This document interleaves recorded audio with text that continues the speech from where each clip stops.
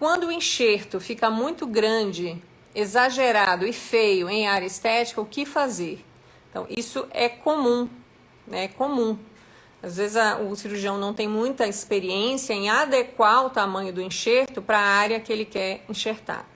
Então, hoje, depois de muitos cirurgiões, né, publicando seus casos e dando curso e dando as dicas realmente de trabalhar o enxerto, a gente tem que remover da área doadora somente aquilo que a gente precisa. Então, muitas vezes eu tiro o enxerto ali de 1 milímetro, eu procuro tirar esse enxerto um pouquinho mais superficial. Se eu quero ele para eliminar uma transparência gengival e o substrato escurecido embaixo, eu pego ele da região de palato posterior, que é um colágeno um pouco mais estruturado, de uma região mais superficial ali, realmente a lâmina própria do tecido conjuntivo. Então, adequar o enxerto, né, e chegar num equilíbrio entre remover aquelas mochibinhas que não tem nada naquele enxerto.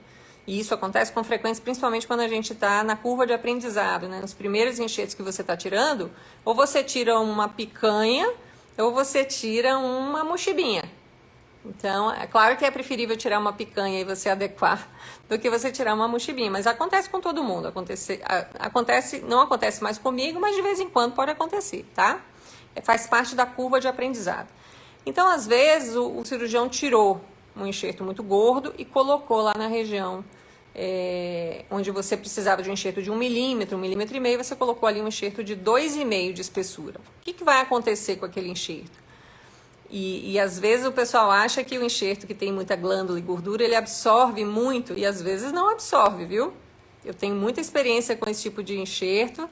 Quando você quer volume, ele vai absorver ali entre 10% e 30%, e muitas vezes continua ficando inestético em áreas que você precisaria de pouco volume. O paciente não gosta, ele passa a língua, na hora que ele fala, o lábio começa a enganchar naquela região de alto volume.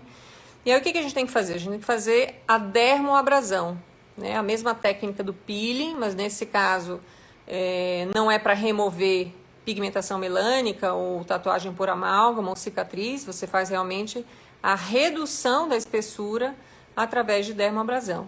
E é interessante quando acontece isso, já aconteceu comigo, eu já tive que fazer esse tipo de retoque em cirurgia plástica com dermoabrasão, e foi interessante para o meu aprendizado para você ver a consistência do tecido após a sua cirurgia, por exemplo. Então, você vê que é um tecido menos vascularizado e mais fibroso.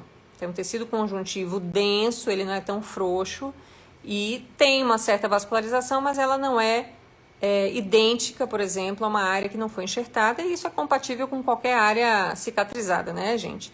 Toda área de cicatriz, por mais que a gente tenha um bom tecido formado, ela nunca é igual, né, à região original. Mesmo que você tenha áreas de regeneração, você não tem 100% de regeneração em toda a região de cicatriz, tá certo? Então, nesse caso, Flávia, as técnicas de peeling são essenciais para que você adeque a espessura dessas regiões, tá certo?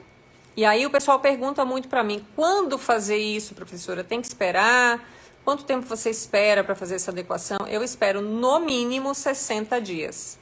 Então eu fico acalmando o paciente, espera um pouquinho, pode ter um pouco de edema, né? Eu conto a história, por exemplo, de quando o paciente faz uma cirurgia plástica de nariz, né? Eu tenho algumas pacientes que fizeram cirurgia plástica de nariz. O cirurgião plástico diz o seguinte: o edema de nariz dura até 1 ano, né? Então, toda a cirurgia plástica ela tem um resultado ali por volta de 6 meses. Acima de 6 meses você vai ter estabilidade de resultados. Então, mas é difícil, o paciente ele é imediatista, ele quer que resolva logo, está incomodando. Então, você segura ali 60, 90 dias.